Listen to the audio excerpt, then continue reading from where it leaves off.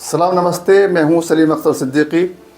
न्याय प्रक्रिया सज़ा बन गई लगती है। 2020 में हुए दिल्ली दंगों के आरोप में जेल में बंद कई लोगों, जिनमें अधिकांश युवा हैं, ज़मानत का इंतज़ार करते हुए थक रहे हैं। हाई कोर्ट से लेकर सुप्रीम कोर्ट तक इनकी ज़मानत पर सुनवाई तक नहीं हो रही है।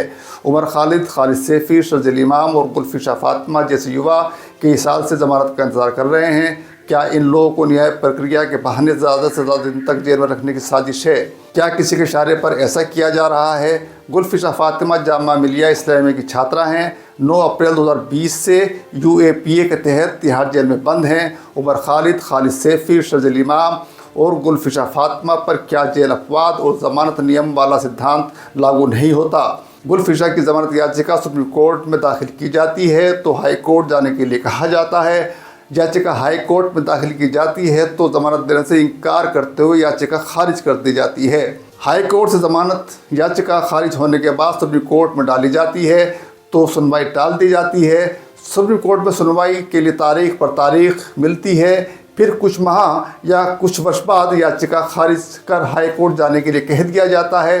पिछले 4.5 साल में जिसकी बेटी जेल में बंद हो, उसके माता पिता पर क्या गुजर रही होगी, इसे महसूस किया जा सकता है। इसे वह महसूस कर सकता है जो किसी का माता पिता हो।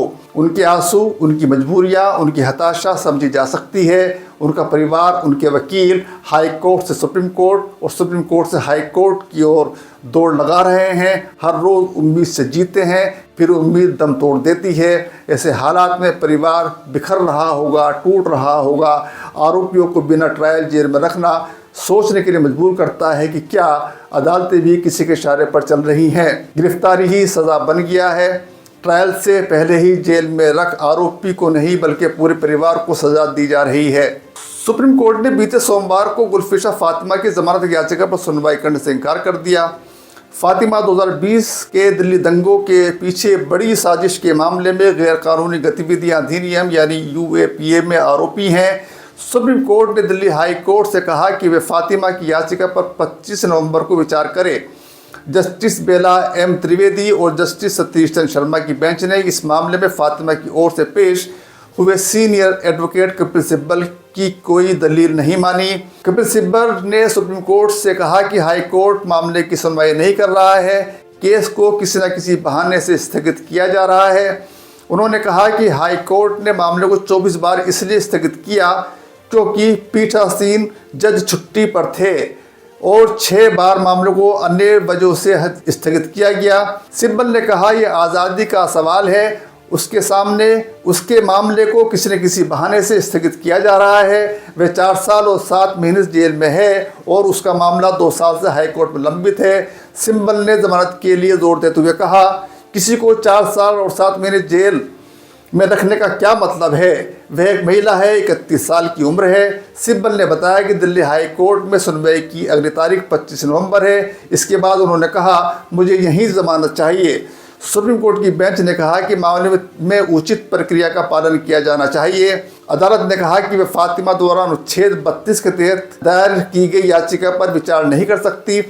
हालांकि सुप्रीम कोर्ट ने कहा कि याचिकाकर्ता इस मामले में 4 साल और 7 महीने से हिरासत में है। बेंच ने कहा कि यदि कोई असाधारण परिस्थितियां ना हो तो हाई कोर्ट में लंबित उसकी ज़मानत याचिका पर 25 नवंबर को सुनवाई की जानी चाहिए। अब देखना यह है कि 25 नवंबर की सुनवाई में दिल्ली हाई कोर्ट क्या करता है, सुनवाई होती भी है या नहीं होती। JNU के पूर्व छात्र नेता उमर खालिद भी पिछले 4.5 साल से 2020 के उत्तर पूर्वी दंगों से संबंधित बड़ी साजिश मामले में UPA के तहत सितंबर 2020 से जेल में हैं। उन्हें भी हाई कोर्ट से सुप्रीम कोर्ट और सुप्रीम कोर्ट से हाई कोर्ट के चक्कर लगाने पड़ रहे हैं। दिल्ली हाई कोर्ट ने 28 मई 2024 को खालिद की जमानत याचिका खारिज कर दी थी।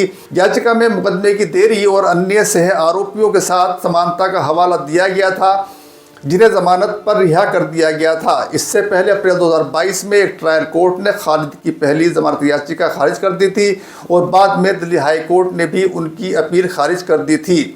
इस साल फरवरी में खालिद ने सुप्रीम कोर्ट में दायर अपनी जमानत याचिका वापस ले ली। उन्होंने कहा था कि हालात बदल गए हैं, इसलिए उन्हें निचली अदालत में फिर से जमानत के लिए आवेदन करने की इजाज़त दी जाए। सितंबर 2020 से हिरासत में चल रहे खालिद पर कड़े आतंकवाद विरोधी कानून यूएपीए और भारतीय दंड संहिता आईपीसी की कई धाराओं के तहत मुकदमा दर्ज है। न्याय शास्त्र का सिद्धांत है कि जमानत नियम है, जेल अपवाद। सुप्रीम कोर्ट समय समय पर निचली अदालतों को याद दिलाता रहता है कि जमानत नियम है और जेल अपवाद है।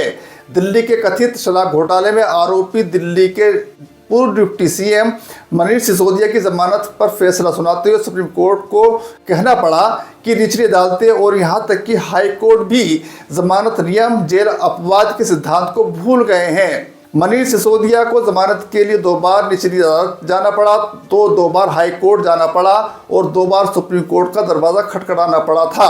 तब जाकर 17 महीने बाद तिहाड़ जेल में बिताने के बाद जमानत मिली। जस्टिस BR गवई और जस्टिस KV विश्वनाथन ने अपने फैसले में लिखा कि पर्सनल लिबर्टी और तेज ट्रायल आरोपी का अधिकार है। अगर ट्रायल समय से पूरा नहीं होता तो उसके लिए आरोपी जिम्मेदार नहीं है और आरोप गंभीर हैं, यह कहकर आरोपी को असीमित समय तक जेल में बंद नहीं रखा जा सकता। बाद में एक दूसरे मामले में सुप्रीम कोर्ट ने यहाँ तक कह दिया कि PMLA जैसे सख्त कानून के आरोपी को भी जमानत दी जा सकती है।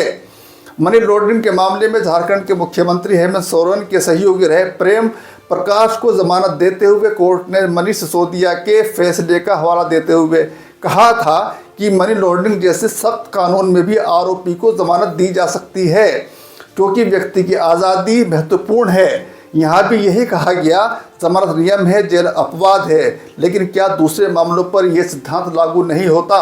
सुप्रीम कोर्ट का जमानत नियम है और जेल अपवाद वाला सिद्धांत उमर खालिद, खालिद सैफी, गुलफिशा फातिमा और शर्जील इमाम जैसों पर लागू क्यों नहीं होता? दिल्ली शराब घोटाले के आरोपियों को सुप्रीम कोर्ट ने इसलिए जमानत दे दी कि निकट भविष्य में ट्रायल पूरा होने की संभावना नहीं है। उमर खालिद को जेल में 4 साल पूरे हो रहे हैं, बल्कि 4.5 साल से ज़्यादा हो गए हैं। अभी दिल्ली दंगा मामले में ट्रायल शुरू भी नहीं हुआ। ये माना कि उमर खालिद, खालिद सैफी, गुलफिशा फातिमा और शर्जील इमाम पर आरोप गंभीर हैं, लेकिन जब PMLA जिस मामलों में जमानत नियम है, जेल अपवाद वाला सिद्धांत लागू हो सकता है, तो UAPA मामले में क्यों नहीं हो सकता? क्या सुप्रीम कोर्ट जानबूझकर ये सिद्धांत इन लोगों पर लागू करना नहीं चाहता? कोई अधिकारी अगर ईमानदारी से काम करना चाहे तो उसे करने नहीं दिया जाता। इल्मा अफरोज़ की हिमाचल प्रदेश की बद्दी की SP हैं। हिमाचल प्रदेश में उन्हें लेडी सिंघम कहा जाता है। वैसे ये फिल्मी नाम अच्छा नहीं लगता। अगर कोई अधिकारी कर्तव्य निष्ठा से काम करे तो उसे किसी तरह का लक़ब नहीं दिया जाना चाहिए। वह जो कर रहा है ये उसकी ड्यूटी है, लेकिन चोर उचक्कों, भ्रष्टाचारियों को ऐसे अधिकारी कभी पसंद नहीं आते। हिमाचल कैडर की IPS इल्मा अफरोज़ इन दोनों सुर्खियों में हैं। बद्दी में पुलिस ने अवैध खनन के मामले में विधायक रामकुमार चौधरी की पत्नी की गाड़ियों के चालान काट दिए। विधायक रामकुमार चौधरी नाराज हो गए। विधायक है, नाराज उनका होना बनता है। विधायक ने विधानसभा सत्र के दौरान इल्मा अफरोज़ पर गंभीर आरोप लगाए और SP इल्मा अफरोज़ को विधानसभा से विशेषाधिकार प्रस्ताव भी लाया गया, मगर इल्मा अफरोज़ डिगी नहीं। उन्होंने अवैध खनन में शामिल टिप्परों व JCB का चालान शुरू किए तो मामला और बिगड़ गया। इसके बाद एक घटना और हुई। नालागढ़ में एक कारोबारी रामकृष्ण पर फायरिंग हुई और उसकी कार पर 5 गोलियां लगी। इल्मा अफरोज़ ने जांच की तो पाया कि हथियार का राष्ट्रीय लाइसेंस पाने के लिए रामकृष्ण ने खुद अपने शूटर इकबाल से गोली मर चलवाई। इल्मा ने इकबाल को गिरफ्तार करके पूरे मामले का पर्दाफाश कर दिया। व्यापारी रामकृष्ण कांग्रेस के बड़े नेता के खास थे। सत्ता को ये कैसे बर्दाश्त हो सकता था कि कोई SP उसके खास आदमी पर हाथ डाले? इन हालात के बाद सूत्र कहते हैं कि इल्मा को शिमला बुलाया गया, मामला रफा दफा करने का आदेश दिया गया, मगर इल्मा को ये मंजूर नहीं था। इस कारण सुक्खू सरकार ने उन्हें लंबी छुट्टी पर भेज दिया, जिसके बाद इल्मा ने तुरंत अपने सरकारी आवास से अपना सामान पैक किया और अपनी बीमार मां के साथ हिमाचल छोड़ दिया। इल्मा अफरोज़ 2018 के बैच की IPS हैं। इल्मा अफरोज़ ने UPSC 2018 में ऑल इंडिया रैंक 217 हासिल की थी। अगस्त 2018 में भारतीय पुलिस सेवा में शामिल हुई। उन्हें हिमाचल प्रदेश कैडर आवंटित किया गया था। मुरादाबाद के कुंदरकी के किसान काजी अफरोज़ अहमद की बेटी हैं। इल्मा ने दिल्ली यूनिवर्सिटी के सेंट स्टीफन से फिलोसफी में ग्रेजुएशन किया। पढ़ने के लिए पेरिस गई। इल्मा अफरोज़ को न्यूयॉर्क की एक बड़ी कंपनी में नौकरी का बेहतरीन ऑफर मिला था, लेकिन देश की सेवा की उनकी ख्वाहिश लिए वे वापस भारत लौटी और UPSC की तैयारी शुरू कर दी। इल्मा साल 2018 में सिविल सर्विस परीक्षा में कामयाब रहीं और ऑल इंडिया रैंक 217 हासिल की और अगस्त 2019 में IPS बनी। SP के तौर पर इल्मा का काम इतना शानदार था कि हिमाचल प्रदेश के मुख्यमंत्री सुखविंदर सिंह सुक्खू ने सम्मानित किया, लेकिन फिर अचानक इल्मा अफरोज़ को उसी सुक्खू सरकार ने लंबी छुट्टी पर भेज दिया, केवल इसलिए कि इल्मा अफरोज़ ने सत्ता के सामने घुटने नहीं टेके, सरकार किसी की भी हो। ईमानदार अधिकारी किसी को होने चाहिए, अधिकारी चाहिए उनको सेवक जो उनकी हर आज्ञा का पालन करे, अच्छे बुरे में उनका साथ दे। बहुत बहुत शुक्रिया।